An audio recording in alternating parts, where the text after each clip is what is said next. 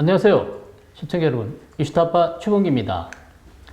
오늘은 중공이 실시하는 위안화 국제화도 결국은 1대1로의 전략적 배치 중 하나라는 사실과 관련해서 방송을 준비했습니다.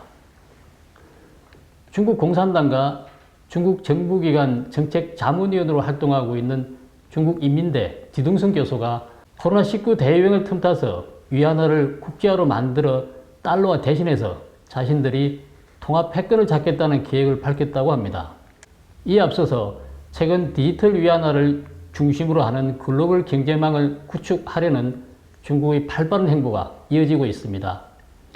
해외 결제 업무 통합 창구 역할을 할 핵심 인프라를 설립한 데 이어서 홍콩에서 역외 디지털 위안화 사용 테스트를 하고 국제 협력을 확대하는 등 이딴 디지털 위안화 국제화 움직임이 포착되고 있습니다. 미중 갈등 속에서 디지털 위안화 국제화를 통해서 통화 패권을 차지하겠다는 의도로 읽혀집니다.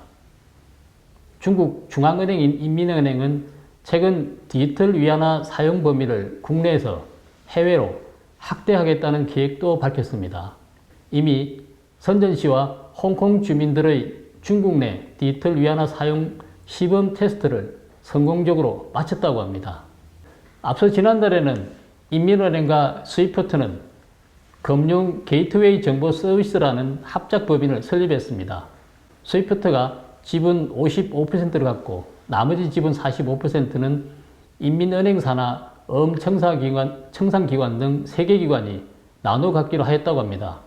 대표이사는 스위프트 중국 법인 최고 경영자가 맡았고 주요 임은 모두 중국 출신으로 채워졌습니다. 이 법인 설립으로 디지털 위안화가 더 안정적으로 국제 결제망에 연결될 수 있는 환경이 구축되었다고 합니다. 또 이와 함께 인민은행은 이미 홍콩을 비롯한 태국, 아랍에미레이트와 함께 국제 결제 디지털 화폐를 사용하는 프로젝트를 가동 중이기도 합니다. MCBDC 브릿지로 불리는 이 프로젝트를 통해 각자 만든 디지털 화폐를 사용하면서 여러 통화가 실시간으로 처리될 수 있는 시스템을 구축하는 것입니다. 디지털 위안화 활용을 늘려서 존재감을 키울 것이라는 관측이 제기됩니다. 앞에서 얘기한 위안화와 더불어 디지털 위안화는 바이든 정권 이후 한층 고조되고 있는 미중 갈등 속에서 나온 터라 더욱 주목받고 있습니다. 중공이 디지털 위안화 도입을 통해 대내적으로는 체제 강화를 그리고 대외적으로는 위안화 국제화를 통한 글로벌 통화의 주도권 확보 등을 기대하고 있는 것으로 보여집니다. 디지털 위안화를 활용하게 되면 기축 통화인 달러를 기반으로 움직이는 미국 금융 시스템과 관계없이 다른 나라와 무역 거래가 가능하게 됨으로써 미국이 중국을 달러 기반으로 하는 국제 결제망에서 배제시킨다 하더라도 이를 피해갈 수 있는 우회로가 확보가 되는 셈입니다. 인민대 디둥성 교수가 한 동영상에서 코로나 대유행으로 달러에 대한 환상이 사라지고 있다면서 중공의 국채가 글로벌 가치의 기준이 되고 중국이 세계의 중심이 될 것이라고 주장했습니다. 또한 디둥성은 1대1로 사업은 중공의 패권을 위한 기반이라며 중공의 1대1로는 남의 에너지, 광산뿐만 아니라 참여국의 젊은 생명력도 소유하는 것이라고 말했습니다. 그의 발언을 두고 대만 출신 한 경제 전문가는 위안화 국제화가 1대1로의 한 부분임을 밝힌 것이라고 지적했습니다. AIA 캐피털 우자롱 수석 이코노미스트는 에포크타임스에 중공의 위안화 국제화 야망은 1대1로의 전략적 배치와 연결되어 있으며 1대1로는 경제적 배치뿐만 아니라 군사적 배치도 또한 숨겨져 있다고 말했습니다. 그는 또 1대1로는 당초 인플라 과잉 생산 능력을 수출하고 위안화를 국제화하는 데 기원을 뒀던 것인데 후에는 이란을 공격하는 데 초점이 맞춰져 있다는 사실이 밝혀졌다고 했습니다. 우자롱은 중공은 이란이 국제적 제재에 발목이 잡힌 틈을 타서 석유 구매를 미끼로 이란에 위안화를 받으라고 협박했다고 주장을 합니다. 이어서 중공은 이란에 내가 당신의 기름을 사면 당신은 위안화를 받겠느냐고 말했고 결국 그들은 일부라도 받겠다고 했다. 결과적으로 중공은 5일 달러를 어느 정도 위안화로 대체한 이 거래, 즉 위안화로 결제하는 석유 거래라는 아이디어를 얻었다. 이 석유 거래는 현물이 아니라 선물 거래인데다 비교적 품질이 떨어지는 석유로 가장 좋은 품질의 석유는 아니다 라고 말했습니다. 하지만 중공이 석유 선물 거래를 위안화로 결제하는 것은 5일 달러의 지위에 도전하는 것입니다. 우자롱은 중공이 허풍을 치고 있다고 봤습니다. 그는 달러를 생각하기 전에 적어도 유로화를 넘어서거나 유로화에 가까워지기라도 해야 하는데 유로화조차도 넘어서지 못하고 있다고 말했습니다. 사실 달러에 도전하겠다는 건 좋지 못한 생각이고 허세를 부리는 것이라고 생각이 됩니다. 우자롱은 핵심 통화는 결제통화와 안전통화 두 종류로 나뉜다고 밝혔습니다. 안전자산이라는 점에서 또 가치 저장 수단이라는 점에서 달러가 단연 으뜸입니다. 현재 전 세계에서 달러에 견줄 만한 화폐는 없다는 뜻입니다. 위안화가 부상하려면 우선 무역에서 사용돼야 사람들이 위안화를 비축 자산으로 선호하게 될 것입니다.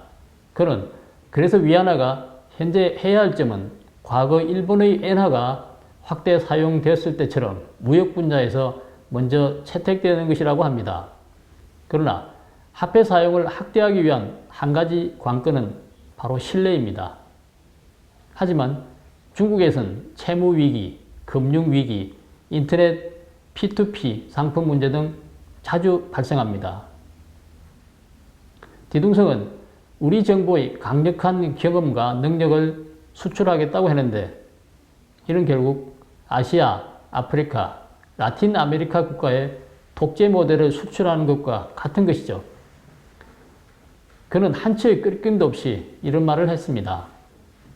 우자롱은 중공의 노골적인 야심이 서방 국가를 잠에서 깨우고 대비하게 만든다고 주장합니다. 우자롱은 현재 위안화의 작동 방식은 다른 사람을 경쟁자, 협력자가 아닌 적으로 간주하는 게 분명하다.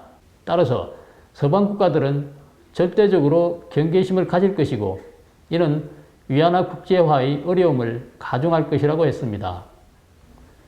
우자롱은 달러를 받쳐주는 것은 두 가지 힘, 즉 군사력과 금융력인데 결국 어느 하나라도 빠져서는 안 된다고 지적합니다. 그는 또 현재 중국은 아직 군사적 측면에서 미국의 상대가 되지 않는데 이런 상황에서 미국의 도전장을 내민다는 것은 결국 미국에 대비하도록 압박하는 꼴이라고 합니다. 우자룡은 시진핑은 공산당의 폐가 자제, 즉 가산을 탕진한 자식이라며 3대 개혁, 개방의 누적된 성과를 시진핑 세대에서 몽땅 말아먹는 것이라고 했습니다.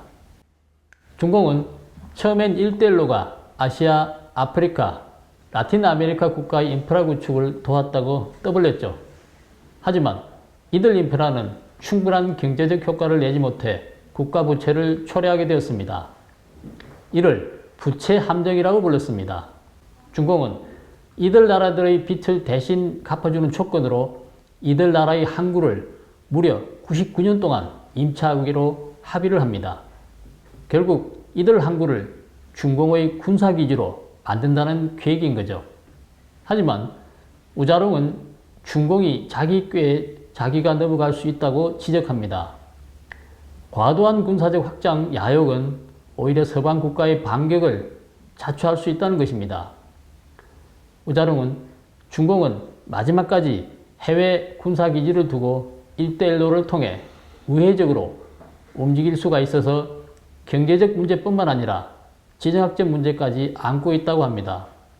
결국엔 아시아의 일본, 남아시아의 인도를 비롯해 미국과 서방 국가 등이 모두 손을 잡고 대응할 것으로 예상된다고 말했습니다. 오늘 이슈타파 방송은 여기까지 하겠습니다. 구독, 댓글, 좋아요를 눌러주시고 지인들과 공유해 주시기 바랍니다. 후원도 부탁드립니다. 감사합니다.